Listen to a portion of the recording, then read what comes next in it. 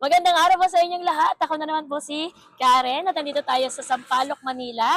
Binisita natin ang isa sa ating mga SB Show Maynila recipient, si Ma'am Roslyn. Ma'am Roslyn, kumusta? Okay lang. Okay Okay naman? naman po yung kita po araw-araw. Nakakabawi na po. Nakabawi, kumikita. Opo. Ma'am, kumusta ka simula nung nakuha mo tong Ano, Show ma'am? Maynila mo? Nakakaraos na po. Dito na po kami nakakuha ng pang-araw-araw namin tsaka pang-maintenance po ni mama at papa. Wow, pati pang maintenance si Mama at Papa. Sobrang blessing po.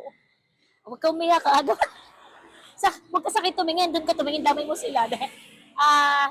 Paano niyo naman po nasabing sobrang blessing siya? Ano ma'am, napakalaking tulong po nung pagbigay po sa amin nito. Sobra. Kasi, Nagkaroon na po kami ng pangkabuhayan na di po namin inakala na magkakaroon kami ng sarili po namin na pangkabuhayan. Mula po kay Mayor Sam.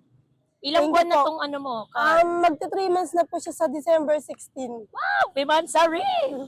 3 months na. Opo. Nakailang show may ka? Ilang Ano daang ma'am, show may dito po nabenta kasi mo? ma'am, minsan 4 packs, minsan 3 packs lang po. Ano yun? Mga ilang piraso yun? 300 plus lang po maigit. Gusto ko yun, 300 plus lang. Po kasi ma'am, yung mga rider po, yung mga rider, jeepney driver, sa car wash po, tsaka sa Rusi po, dito rin po nag-ano, sa mga ano po, Wow, bilandi po ng mga tangke. ang dami niya ng mga suki. Opo, Ay, malaki din yun, no? Pag Opo, kinumpit 10 each 300 po. pieces, 400 pieces. hindi pa po mabenta kasi bago lang po. Ah, Nung bago. nakilala na po kasi araw-araw naman po ako nandito, yun po, nagiging ano na rin po siya. Nakikilala at yun mga nagbebenta na rin po. Wow, ang galing. So, Ma'am Roslyn, tanong ko sa iyo, ano ang message mo para kay Mayor SB? Mayor, salamat po sa binigay mo po sa amin na pangkabuhayan. Tsaka, huwag po natin pakinggan yung mga naninira sa'yo. Ikaw lang po. Ikaw lang po. Ayan. At Number 1. ano naman ang mensahe mo para sa mga kapwa natin, mga taga Manila, mga Manileño? Bago naman po, huwag na po tayo sa luma. po.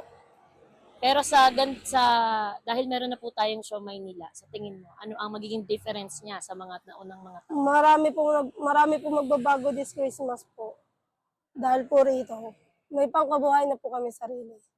Mas masayang Pasko. At Opo. masasaya pa mga susunod na Pasko, lalo na pag si SB na yun. Opo, pag siya na po yung nakaupo. Yeah!